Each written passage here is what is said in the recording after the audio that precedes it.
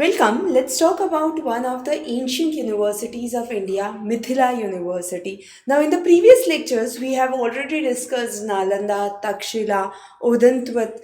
Now, this university is a kind of different university which was known for its concepts to build logic or Nyaya philosophy. So, this university was organized as a result of philosophical conferences which were done by King Janak of Mithila.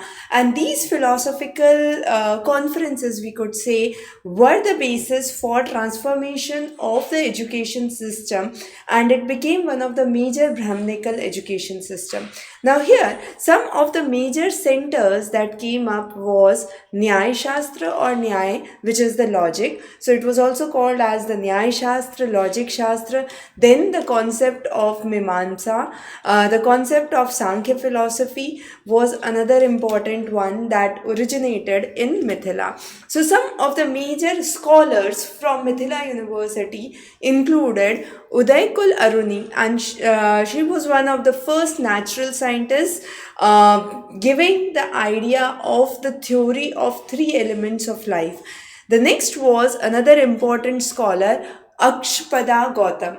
Akshpada Gautam composed what was called as the Logic Shastra or the Nyaya Shastra, and since then, it became one of the major centers of Nyaya philosophy. So, Mithila was one of the major centers of philosophical learning in India. The next is Ashtavarka. Now, the conversation between Ashtavarka and King Janak has been very, very important, and this has been written in a philosophical text known as Ashtavarak Git or Ashtavarak Samhita, and this talks about the metaphysical nature of existence that comes into life. So, another important work that was done.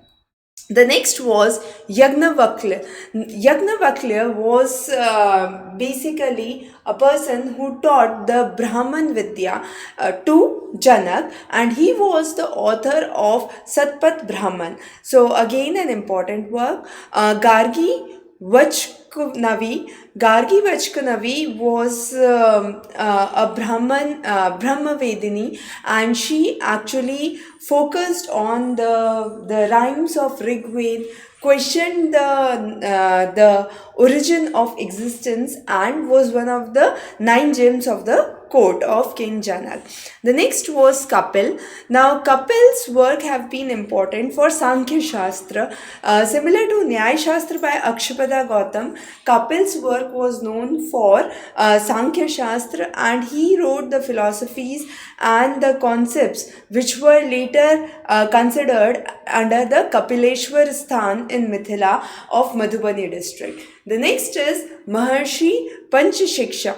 Now, Maharshi Panchashiksha actually talked about the Sankhya Shastra, and this Sankhya Shastra was given to Dharmadev Raj Janak, who was the king of Mithila at that time. More than 60,000 verses have been composed in Prakrit, and there have been concepts which pertain to supernatural powers which have been discussed under the works given by Maharshi Panchashiksha. And this was mainly focusing on life after death and the earth life that exists. So, those were some of the important scholars from Mithila University. Ancient universities have been a very, very important question in your NET paper 1. Under the complete lecture series, you would find the highlights for 2025, updated for 2025, and those were the lectures which have been added based on the recent changes or the recent kind of questions asked in 2024. So, stay tuned for more updates from our side. Thanks for joining in. Have a wonderful day.